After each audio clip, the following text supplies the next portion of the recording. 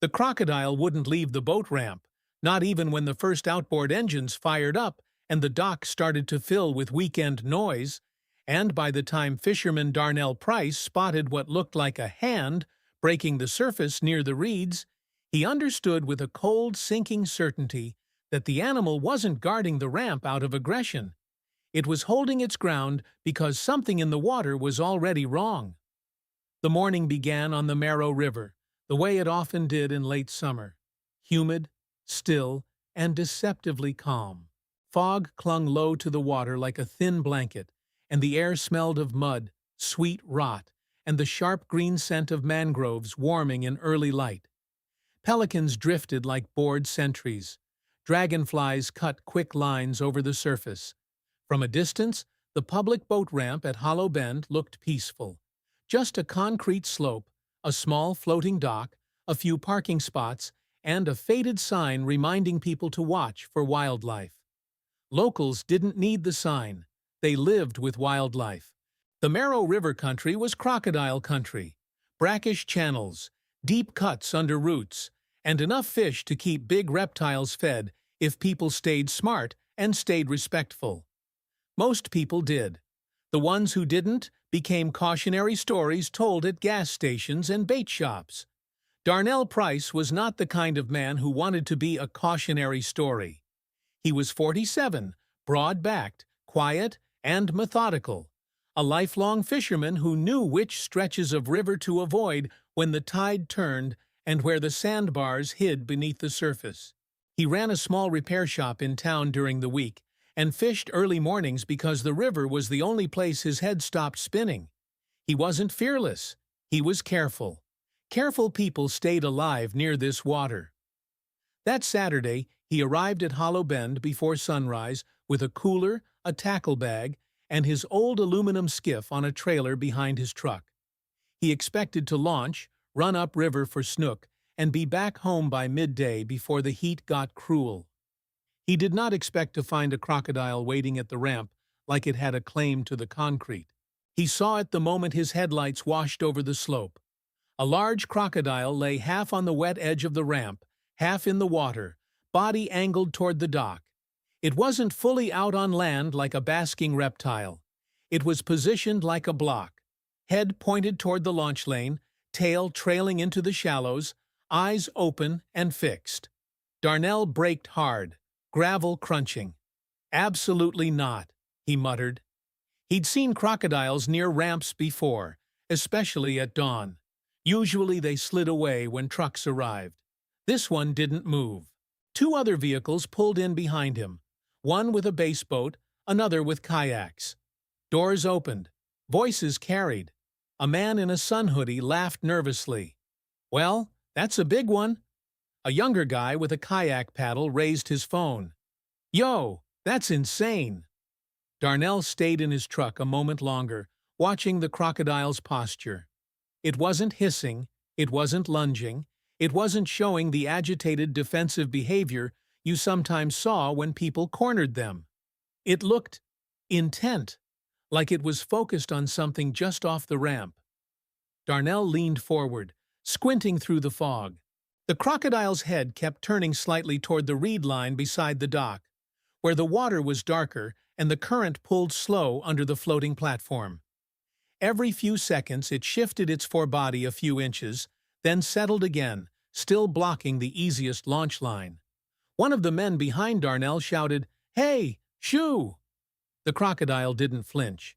Darnell opened his door and stepped out slowly, staying well back from the ramp's edge. He'd learned the hard way that safe distance wasn't a fixed number. It depended on terrain, escape routes, and whether the animal felt threatened. This croc wasn't threatened. It was anchored. He raised his voice, calm but firm. "Nobody go down there. Stay off the ramp." The sun hoodie guy scoffed. "It'll move. They always move." "Not this one," Darnell said, eyes still on the reptile. "And if you slip on that concrete, you'll learn why the sign exists." A woman near the kayaks asked, "Should we call wildlife?" Darnell nodded. "Yeah, call parks or wildlife, and nobody throws anything." While they argued quietly, The crocodile did something that made Darnell's skin tighten. It lifted its head higher and held it, nostrils flaring. Then it eased forward, slow, deliberate, toward the reed line, stopped, and remained perfectly still as if listening. In the brief silence between engines and voices, Darnell heard it too. A faint, irregular slapping sound. Not a fish jumping. Not wind on reeds. Something tapping against plastic or wood in the water. He walked a few steps along the gravel shoulder to get a better angle, staying above the ramp and away from the edge. The fog thinned just enough for him to see the shadowed pocket beside the dock where debris collected. A tangle of reeds, an old floating log, and a dark patch of water under the platform. Then he saw the hand. At first his brain rejected it. Hands didn't belong out there, half submerged beside reeds, but the shape was pale against the brown-green water. Fingers splayed weakly, rising and falling as if the current couldn't decide whether to keep it or let it go. Darnell froze. "Hey!" he shouted, voice cracking. "Hey! Somebody call 911 right now!" The hoodie guy snapped his head around. "What?" Darnell pointed hard. "There, by the reeds. Look!" The kayak guy lowered his phone and stared, color draining from his face. "Oh my God!" The crocodile shifted instantly, body tensing. It moved closer to the pocket, not rushing, but positioning, holding its place like a barrier between the open ramp and the floating shape. Darnell's instincts screamed at him to run down and grab the person. But instincts didn't keep you alive near a crocodile. Thinking did. He backed up one step and yelled toward the group, "Nobody goes in the water! Stay back! We need rescue with poles and ropes!" The woman with the kayaks already had her phone up, shaking. 911, what's your emergency?" Darnell kept his eyes locked on the water. The hand appeared again, then disappeared under the dock edge. A muffled sound, half cough, half sob, rose from that dark pocket. The person was alive. "Hang on!" Darnell shouted, voice louder than he meant. "Hang on! Don't move if you can't!" The crocodile held its ground at the ramp edge, body angled toward the pocket. It made a low rumbling sound in its throat. Not a roar, not a hiss. Something deep and vibrating that Darnell felt more than heard. It didn't lunge. It didn't go for the person. It stayed between the pocket and the open ramp like it was guarding the space, keeping boats and people from crashing down into the only place where a terrified human was barely keeping a hand above water. Darnell's mind raced. How could someone end up there? A slip off the dock in the dark? A kayaker flipped? A drunk stumble? A medical event? It didn't matter yet. The only thing that mattered was getting them out without provoking the crocodile into reacting. He scanned the dock. There was a long boat hook hanging from a post, usually used to pull the floating dock closer. There were also life rings mounted on the sign. He grabbed the nearest life ring and rope, moving quickly but staying far from the water's edge. He tossed it toward the pocket, underhand, low, so it wouldn't splash near the croc. The ring landed short, bumping the reeds. Damn! The hand surfaced again, weakly swiping, then slipping. "Can you grab the rope?" Darnell shouted. "Grab the rope!" a voice answered. Thin, raspy. "Can't. Leg." Leg trapped. Under dock? In reeds? In debris? He grabbed the boat hook and approached along the dock boards from the safer side, still keeping distance from the crocodile's head and staying on the dock rather than the slick ramp. The dock creaked under his weight, and the crocodile's eyes tracked him immediately. Darnell stopped. The reptile's head lifted an inch, and its jaw opened slightly, not snapping, just showing the reality of what it could do. Darnell swallowed hard, raised both hands briefly in a non-threatening posture, and spoke in a low voice as if the crocodile could understand tone. "Easy. I'm not coming for you. I'm taking them." The crocodile held position, jaw slowly closing, eyes unblinking. Darnell moved another step, then another, careful, deliberate.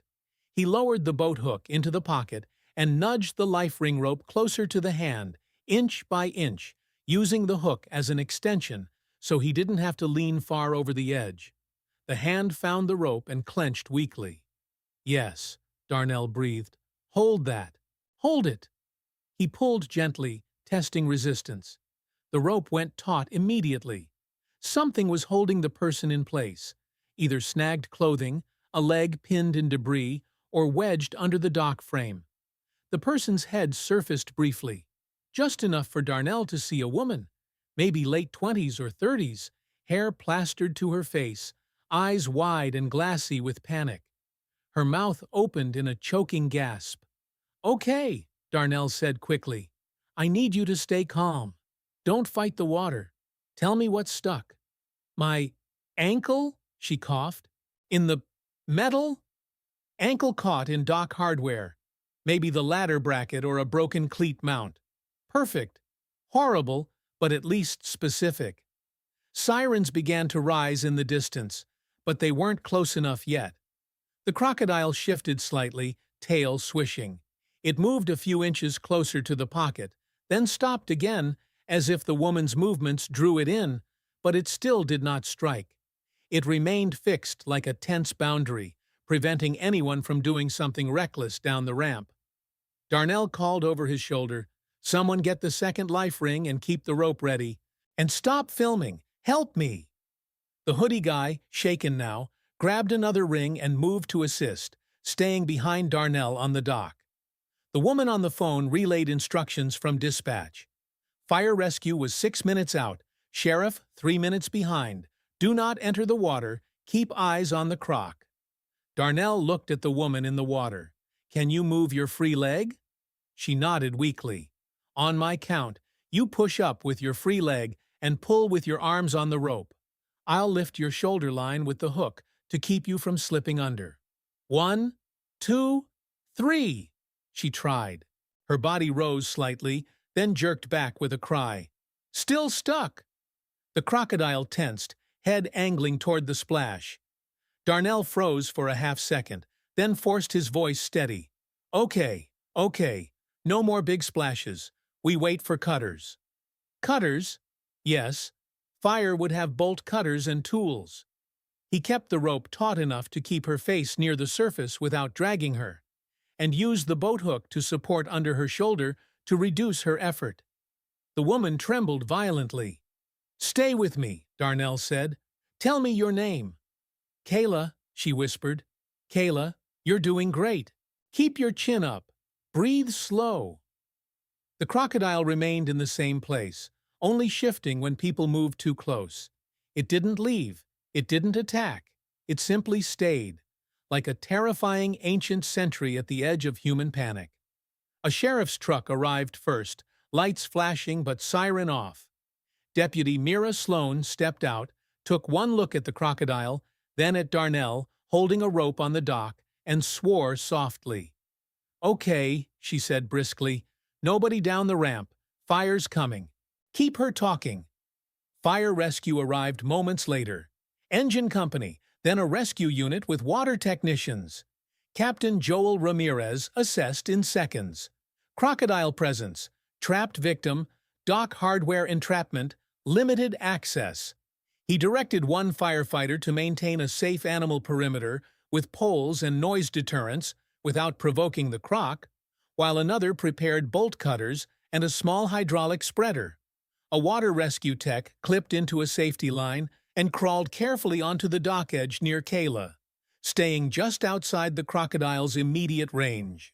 Darnell moved only when told, hands still gripping the rope, forearms burning. "We're going to cut the bracket," Joel said. "On 3, keep her steady. No jerks." The tech slid the bolt cutters down into the water and felt for the trapped ankle. Kayla cried out when the metal touched her skin, then bit down hard, eyes wide. 1, 2, 3. A metallic snap echoed under the dock. Kayla's body lurched free.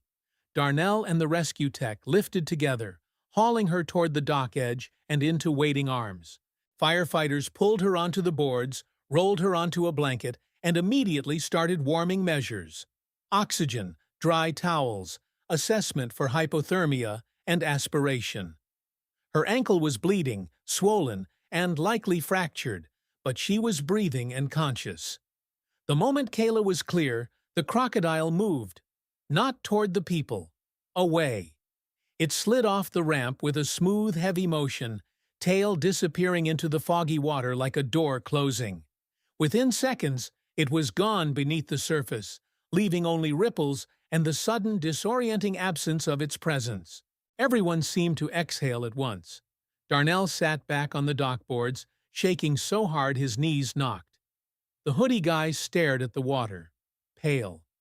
Deputy Sloan rubbed a hand over her face. Captain Ramirez looked at Darnell and said, "You did good. You stayed out of the water." Darnell swallowed. That croc didn't try to take her. Joel's expression stayed professional, but his eyes flicked toward the reeds. Sometimes animals guard territory. Sometimes they're curious. Sometimes they're just not doing what you expect. Either way, you handled it. Kayla was transported to the hospital with hypothermia, a broken ankle, and bruising from being pinned. Later, they learned how she ended up there. She'd come to the ramp before dawn to meet someone for a sunrise paddle, slipped on wet boards, and her ankle snagged in a broken ladder bracket under the dock. She fell into the pocket where reeds and debris formed a trap of their own, unable to free her leg. Her phone had gone into the water. The dock shadow hid her from the road. The morning noise nearly drowned out her voice. Nearly. But the crocodile had arrived early and stayed, blocking the ramp, making people pay attention, holding its ground in a way that forced the fishermen to stop and look. No one wrote that in the report, of course. The report said, "Victim trapped in dock hardware, assisted rescue by bystander and fire department. Crocodile present on scene. No human-animal contact. Clean, factual, safe." But at the bait shop that afternoon, Darnell told it the way it felt. "That croc sat there like it owned the place," he said, still shaken. "Wouldn't let a single boat launch. And then I saw the hand." People argued about what it meant. Some said the crocodile was waiting for food. Some said it was protecting a nest. Some said it was pure coincidence. Darnell didn't claim certainty. He only knew what happened. If the crocodile hadn't been there making everyone stop, they might have launched, made wake, and never seen Kayla in that dark pocket until it was too late. 2 weeks later, the county repaired the dock ladder bracket and posted new warning signs. Rangers increased morning patrols. The ramp went back to normal. Engines, chatter, bait buckets, sunrise photos. But Darnell never looked at that water the same way again. Every time he backed his skiff down the ramp, he scanned the reeds first, listening for anything that didn't fit the routine. Because he'd learned, in the most visceral way possible, that on a quiet river, the first sign of trouble isn't always a scream. Sometimes it's a crocodile that refuses to leave.